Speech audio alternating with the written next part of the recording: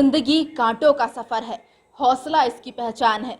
रास्ते पर सभी चलते हैं, मगर जो रास्ता खुद बनाए वही महान है। आज हम आपको ऐसे ही एक बच्ची की कहानी दिखाने जा रहे हैं जिसने अपना रास्ता खुद बनाया और आज उस रास्ते पर उसके पीछे काफिला चल रहा है। आगे देखिए 11 साल की इस बच्ची के मजबूत इरादों की ये कहानी। Right, kite, bore, FOUR, four.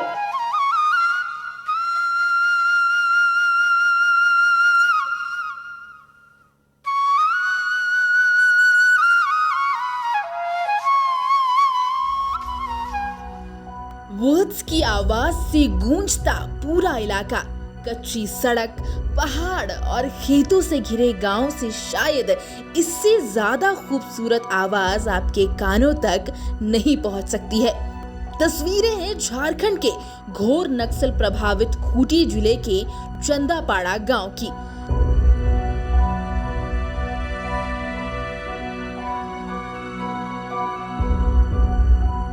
जहां 7वीं क्लास में पढ़ने वाली एक 11 साल की बच्ची दीपिका मिंज ने एक नया रास्ता बनाने की ठानी।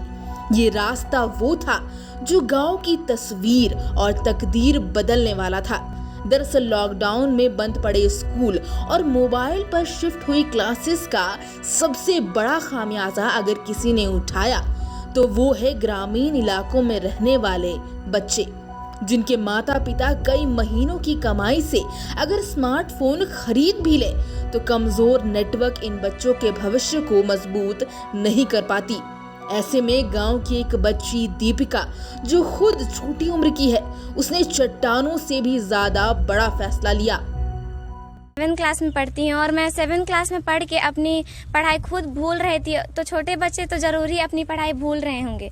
तो इसी के दौरान मैं एक हमारा प्रतिज्ञा संस्था है, वहाँ पे मैं सेशंस वगैरह भी लेती थी। तो मैं सेशंस ले सकती हूँ बड़ों बच्चों के साथ, तो छोटे बच्चों को तो मैं ज़रूर ही पढ़ा सकती हूँ, ऐसे मेरे मन में ख्याल आया। और बच्चे इतने बिगड़ गए थे कि बड़े अपने माता पिता के बात भी नहीं सुनते थे, बड़ों से झगड़ते थे। तो मैंने सोचा इन्हें मैं बड़ों का रेस्पेक्ट कैसे किया जाता है वो भी मैं अलग अलग एक्टिविटीज़ भी सिखाना चाहती थी। तभी मैं कुछ बच्चों को 2-3 बच्चों को अपने घर में बुलाकर पढ़ाना शुरू की। तो उन बच्चों को देखकर और भी बच्चे जुड़ने लगे। मैं अकेला ही चला था जानिबे मंजिल, मगर लोग जुड़ते गए और कारवां बनता गया। मजरूर सुल्तानपुरी ने जब इस शायरी को लिखा था तब उनके ख्यालों में दीपिका नहीं थी, मगर आज इस शायरी का हर लफ्ज मानो दीपिका पर सटीक बैठता है। जब दीपिका ने स्टार्ट किया तब देखा, सारे पेरेंट्स ने देखा कि बच्चे जब जुड़ते जा रहे हैं तो फिर जो पेरेंट्स पहले बोलते थे कि कोरोना की वजह से हम नहीं भेजेंगे, वो बच्चे भी आने लगे और वो पेरेंट्स हमसे आकर खुद मिले, बोले कि मेरे बच्चे को भी पढ़ा दीजिए। तो हमने कहा हमारी ओर से कोई ऑब्जेक्शन नहीं है, आप हम अपने बच्चे को भेजिए, हम आपके बच्चे को पढ़ाएंगे।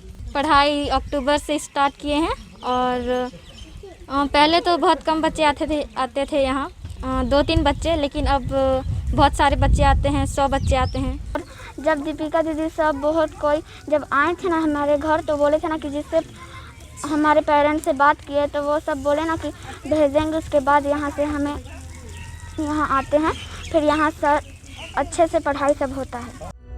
दीपिका न सिर्फ अपने गांव के बच्चों का भविष्य संवार रही हैं, बल्कि ये तमाम युवाओं को एक संदेश भी दे रही हैं। संदेश सीधा और सटीक है। आप में अगर कुछ कर गुजरने का जज्बा है तो मुश्किल आपके बुलंद हौसलों के सामने बौनी ही साबित होगी। समाचार प्लस के लिए रांची से आकाश सिंह की रिपोर्ट।